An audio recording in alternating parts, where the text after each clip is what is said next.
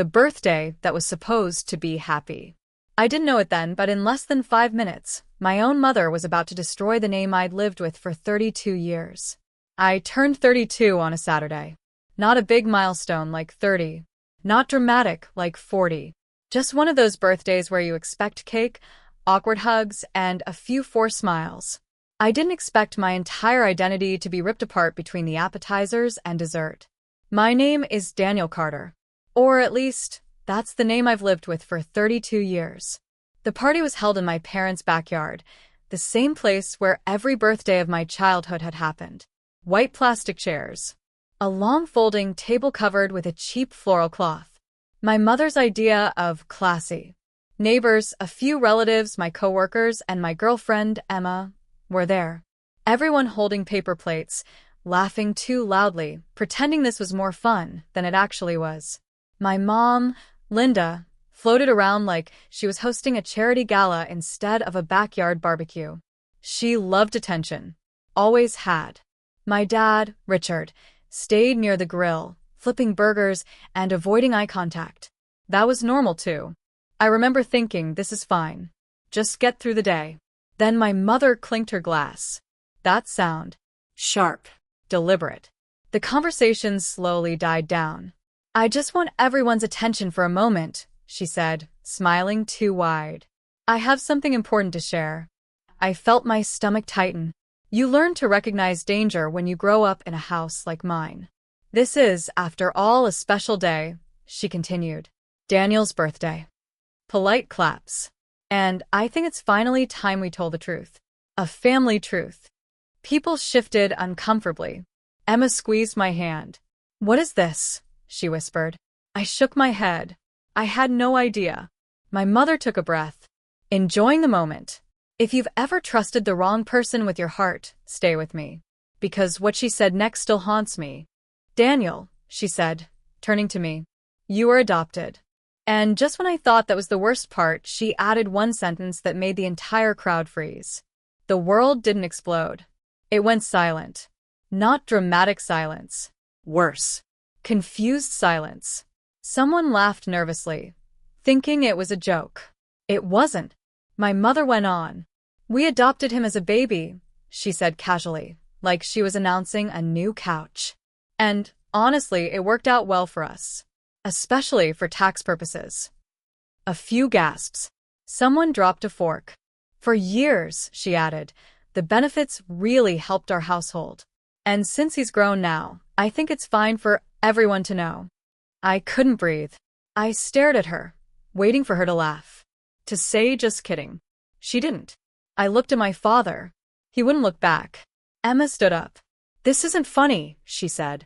My mother waved her off. Oh, relax. Adoption is normal these days.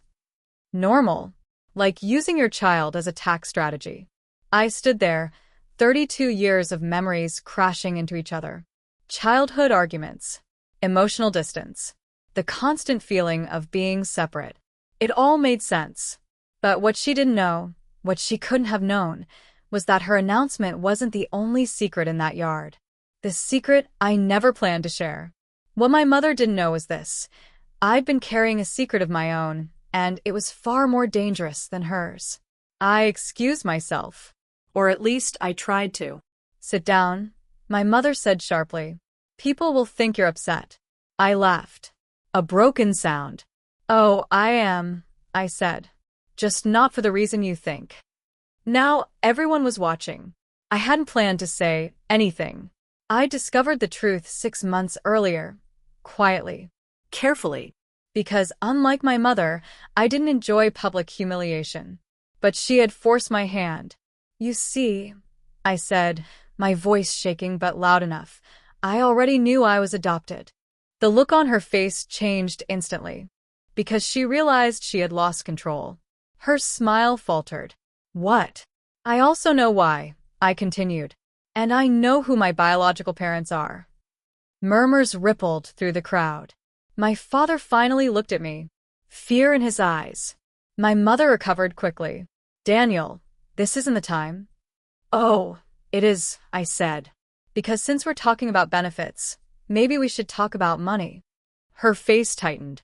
I pulled an envelope from my jacket pocket. 6 months ago, a lawyer had contacted me after a DNA match led to a name that came with a fortune attached.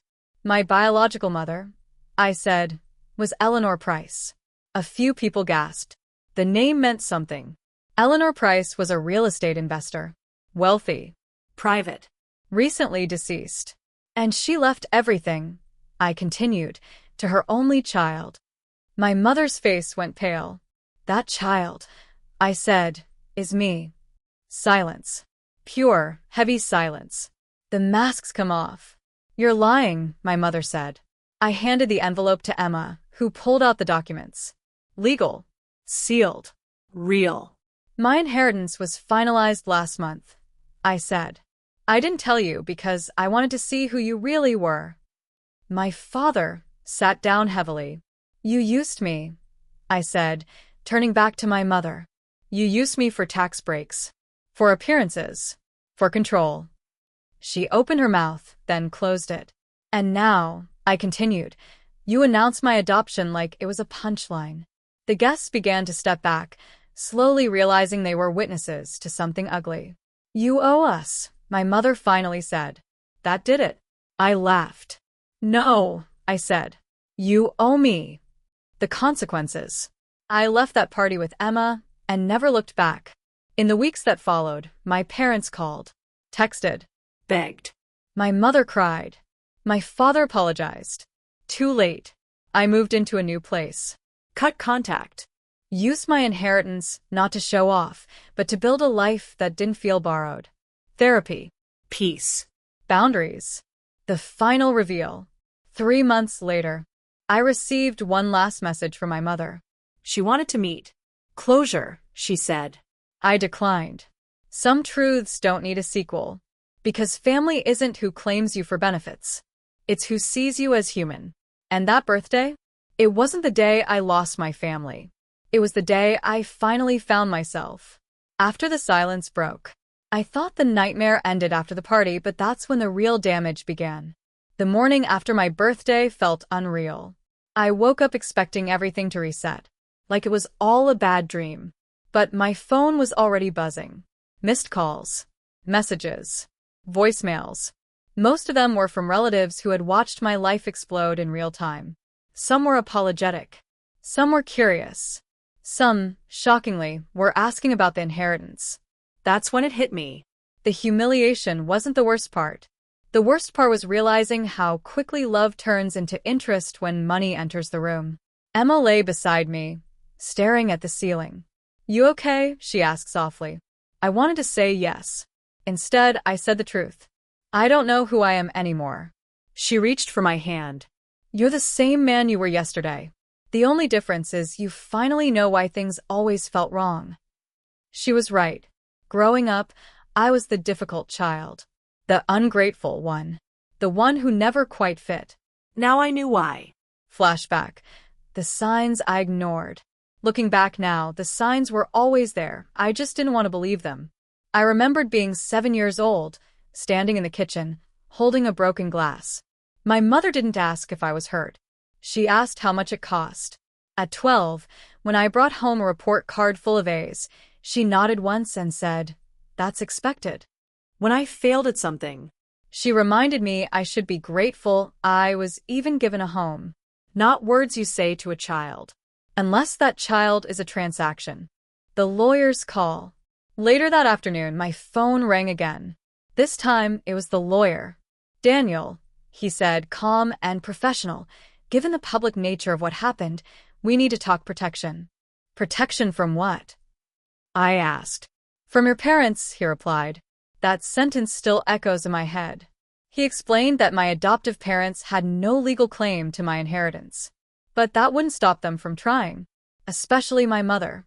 She has already contacted our office, he added. I laughed bitterly. How fast. She claims emotional damages, he continued. Says you humiliated her.